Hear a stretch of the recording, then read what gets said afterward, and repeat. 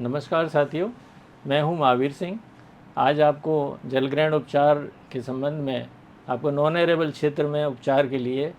Deep CCT के बारे में जानकारी देने वाला हूं। डीप सीसीटी मतलब गहरी एवं अनवरत समोच्च खाइयाँ जहां भी निर्माण होता है, जिसकी प्लानिंग होती है, उसके संबंध में आज हम बात करेंगे।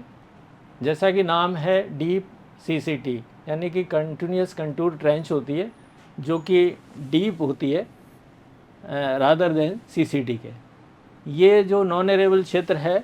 उसको ट्रीटमेंट की तीसरी एक तरीके से गतिविधि है। सबसे ऊपर का क्षेत्र जहाँ पर 6 से 20% का जो स्लोप आता है उसमें हम एसजीटी का निर्माण करते, और 0 से 6% का स्लोप होता है वहाँ पर हम सीसीटी का निर्माण करते हैं। और इन सब के नीचे 0 से 3% के बीच में सबसे लास्ट में हम एक डीप सीसीटी का निर्माण करते हैं। तो इस तरीके की प्लानिंग में हमें इसको लेना है। इसलिए ये सामान्यतः पहाड़ी की तलहटी या कृषि भूमि या अकृषि भूमि की सीमा रेखा पर आ जाती है, या यूँ कहें कि जहाँ पर हमारा नॉन एरेबल क्षेत्र ख़त्म होता है और एरेबल क्षेत्र जहाँ से शुरू होता है, यानी कि कृषि भूमि यहाँ से शुरू होती है, वहाँ पर इसका निर्माण किया जाएगा। डीप सीसीटी जैसा मैंने बताया आपको, सीसीटी की तरह ही समोच्च रेखा यानी कि कंटूर लाइन पर बनाई जाती है और सीसीटी के क्षेत्र के नीचे बनाई जाती है। इसको यदि हम प्लान के रूप में समझें, ये इसका प्लान है, और प्लान में यदि हम बात करें तो ये इसकी जो लंबाई है, जो बंड का जो निर्माण होता है वो तो कंटिन्यूस होता है, और जो ट्रेंच जो बनाई जाती है 10-10 मीटर की ट्रेंच होंगी, 10 मीटर की 10 मीटर की ट्रेंच, और इनके बीच में हम 1-1 मीटर का ब्रेक देंगे। इस ब्रेक की वजह से क्या है कि ये इसका पानी इसमें और इससे आगे बढ़ के नाले का रूप ना ले ले, इस वजह से इसको हम ब्रेक कर करके बनाते हैं। इस ट्रेंच की जो गहराई है, इसका यदि हम क्रॉस सेक्शनल एरिया देखें, क्रॉस सेक्शनल व्यू देखें, तो 1 मीटर गहराई की और नीचे से 0.5 मीटर की चौड़ाई, और के आधार पे यदि हम साइड स्लोप 0.5:1 0.5:1 का लेंगे तो ये हमारी टॉप बेड जो है 1.5 मीटर आएगी। इसके ट्रेंच के और जो ट्रेंच से खुदी हुई मिट्टी का जो हम निकाल के जहाँ पे बंड बनाएंगे उसके बीच में ये 1 मीटर की हम बर्म छोड़ेंगे। तो बर्म जहाँ भी का छोड़ना यूँ आवश्यक है, क्योंकि ये मिट्टी जब यहाँ पे डालेंगे तो इस मिट्टी को अच्छी तरह से कॉम्पैक्ट भी करने के बावजूद भी इसमें हो सकता है कि थोड़ा बहुत एरोजन हो, तो एरोजन होकर के ये वापस जो है ट्रेंच में ना भरे। दूसरा एक कारण ये है कि इस जगह पे हम जो है पौधारोपण भी कर सकते हैं, और जिससे उसके रूट जोन के लिए यहाँ से हमारे को पूरा पानी जो है ना मिलता रहेगा। डीप सीसीटी के निर्माण की जब हम बात आती है तो फील्ड में जाकर के सबसे पहले हम उसका लेआउट देते हैं, जो भी हमने डिज़ाइन किया है मैप पर, और डिज़ाइन करने के बाद सीसीटी के नीचे डीप सीसीटी आएगी तो हमें इसके हॉरिजॉन्टल इंटरवल के बराबर जगह छोड़ते हुए, दूरी छोड़ते हुए उसका लेआउट देंगे।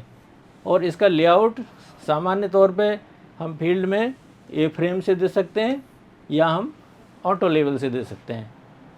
ऑटो लेवल से देने में थोड़ा टाइम ज़्यादा लगता है, और क्योंकि उसमें 2-3 आदमियों की आवश्यकता होती है, जबकि हम ए फ्रेम से देते हैं तो सामान्य तौर पे एक व्यक्ति ही ए फ्रेम के माध्यम से लेआउट दे सकता है। ए फ्रेम से हमको लेआउट देने का तरीका ये है कि इसका जो एक सिरा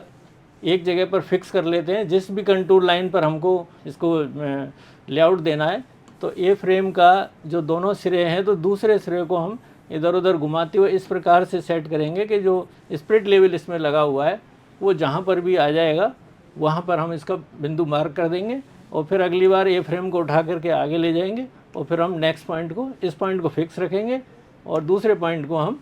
जो है ए फ्रेम में लेवल के अनुसार नेक्स्ट पॉइंट करते जाएंगे, और करते करते ये हमारे एक तरीके से पूरा कंटूर लाइन हम फील्ड पर मार्क कर देंगे। अब इसकी निर्माण की यदि विधि के बारे में बात करें तो निर्माण का काम जो है या तो मशीनों से या श्रमिकों से किया जा सकता है, और इसका जो जहाँ भी निर्माण किया जाना है ये बहुत ज़रूरी है कि इसका चूँकि कैचमेंट इसके ऊपर होगा तो वो हमेशा सीसीटी के नीचे होगा, तो इसका हॉरिजॉन्टल इंटरवल के बराबर, यानी कि यदि 50 मीटर का हॉरिजॉन्टल इंटरवल है तो जहाँ पे हमारी सीसीटी ख़त्म हो रही है उसके नीचे 50 मीटर छोड़ करके हमें डीप सीसीटी की लाइन देनी है। और इसका जो क्रॉस सेक्शनल एरिया कितना होना चाहिए, ये वैसे उसके स्लोप के आधार पर तथा 10 वर्ष के रेनफॉल का रिकरेंस इंटरवल के आधार पर हम डिज़ाइन करते हैं, लेकिन विभाग ने इसको स्टैंडर्डाइज एक तरीके से कर दिया है, और जिसमें हम सामान्यतः डीप सीसीटी का जो क्रॉस सेक्शन है वो इस प्रकार लेते हैं। जैसा कि मैंने आपको पिछली ड्राइंग में भी बताया था, इसकी जो डेप्थ है वो हम 1 मीटर लेते हैं और बॉटम विड्थ 0.5 मीटर है और साइड स्लोप 0.5:1 है। तो इसके आधार पर हमारा टॉप विड्थ जो है 1.5 मीटर आती है। अब जितना भी ये डीप सीसीटी का जो सेक्शन है उसकी टॉप बॉटम स्लोप जो हुई है, उसी तरीके से ये बंड का सेम क्रॉस सेक्शन ऊपर आ जाता है। यानी कि जहाँ भी हमारी ट्रेंच बनेगी, ट्रेंच के बर्म छोड़ने के बाद में हमारा ये बंड बनेगा। ये बंड होगा और ये ट्रेंच होगी और बीच में ये बर्म होगी। निर्माण मशीनों के द्वारा, ठेकेदारी के माध्यम से भी कर सकते हैं और श्रमिकों के द्वारा भी कर सकते हैं, जैसी इसकी आवश्यकता हो उसके आधार पर किया जा सकता है। अब चूँकि डीप सीसीटी के निर्माण में हमने लेआउट के बारे में जानकारी ली, इसके क्रॉस सेक्शन की जानकारी ली, तथा साथ ही इसको कैसे निर्माण करना है, फील्ड में कैसे लेआउट देना है उसके बारे में की। लेकिन अब इनको काम को करने के लिए कुछ महत्वपूर्ण सावधानियां भी हमको बरती जानी चाहिए। उसके बारे में यदि हम बात करें तो प्रत्येक डीप सीसीटी में जो ट्रेंच जो बनाई जाएगी वो 10-10 मीटर की बनेंगी, जैसा कि इस चित्र में दिखाया हुआ है। ये चूँकि व्यू ऐसा आ गया है जिसमें ये बड़ी दिख रही है और आगे की ट्रेंच आपको छोटी नज़र आ रही है, और इसके बीच में हमारे को 1-1 मीटर का जो है प्रत्येक 10 मीटर के बाद में 1 मीटर का इंटरवल है। तो जो भी हमारा क्रॉस सेक्शन निर्धारित है उसी क्रॉस सेक्शन के आधार पर 1 मीटर की गहराई, 10-10 मीटर की लंबाई तथा प्रत्येक 10 मीटर के बाद में 1 मीटर का ब्रेक रखते हुए इसको जो है खोदा जाना है। और खुदी हुई मिट्टी को बंड बनाकर लगातार कंटिन्यूस जो है बंड बनाना है और बंड को अच्छी तरह से कॉम्पैक्ट भी करना है। और इम्पॉर्टेंट ये है कि इसको 1 मीटर का जो बर्म है वो इसके बीच में छोड़ा जाना चाहिए। बर्म को यदि देखें तो जहाँ हमारी सीसीटी और बंड है इसके बीच में 1 मीटर का बर्म यहाँ पे हमको नज़र आ रहा है, ये हमारा बर्म है इसमें। अब ट्रेंच से जो भी मिट्टी निकलेगी, ख़ास तौर से उस मिट्टी का ही हमको चूँकि नीचे बंड बनाना होता है, और बंड को जहाँ बनाएंगे तो उस बंड की मिट्टी को जो डालेंगे उसको लेयर्स में डालते हुए उसकी कुटाई करेंगे और उसका टॉप लेवल मेंटेन करेंगे। अब टॉप लेवल को मेंटेन करने की ये आवश्यकता है कि यदि कभी अधिक वर्षा हो जाए और ट्रेंच भर जाए तो भरने के बाद भी बंड के जो साथ में जो पानी एकत्रित होगा वो कहीं बंड के ऊपर से ओवर टॉप करते हुए ना निकल जाए। यदि कहीं से बंड का लेवल नीचा रह जाता है तो वो पूरा बंड को तोड़ सकता है। इसी प्रकार डीप सीसीटी के जो दोनों सिरे हैं उनको आवश्यकता अनुसार हम हुक बना सकते हैं। जैसे कि ये डीप सीसीटी हमारी निर्माण हो रही है और इसके नीचे ये बंड बन रहा है, तो इस बंड के लास्ट में हमको ऐसे हुकिंग करके हमें जो है पानी को रोक देना चाहिए। अब जहाँ पर यदि हमें हुक तो वहाँ बनाने की ज़रूरत है जब हमारे जिस क्षेत्र में, जैसे ये वाटरशेड का क्षेत्र है और इस क्षेत्र में यदि हमने यहाँ पर स्ट्रैगर ट्रेंच बनाई है और नीचे हमारी यदि सीसीटी बनी है और उसके बाद यदि हमारी यहाँ पर डीप सीसीटी बनी है, तो यदि हमारा कोई ड्रेनेज लाइन यहाँ से गुजर रही हो, ड्रेनेज लाइन यदि यहाँ से निकल रही है, तो हम यदि इसका पानी एक्स्ट्रा जो पानी है इसके अगेंस्ट जो खड़ा होगा उसको यदि हम ड्रेन में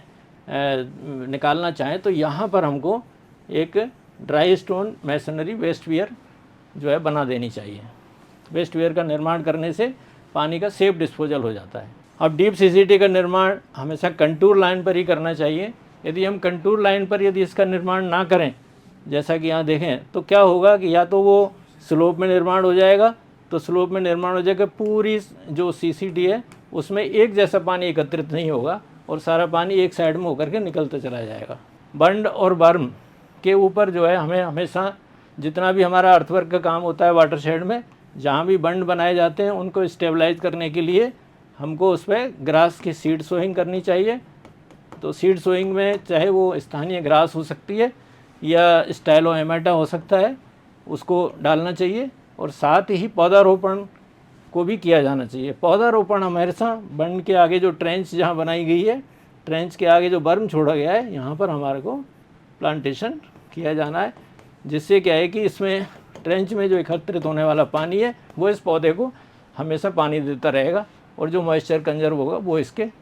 काम आएगा। मुझे उम्मीद है कि डीप सीसीटी के बारे में आप सबको अच्छी जानकारी मिली है। बहुत बहुत धन्यवाद।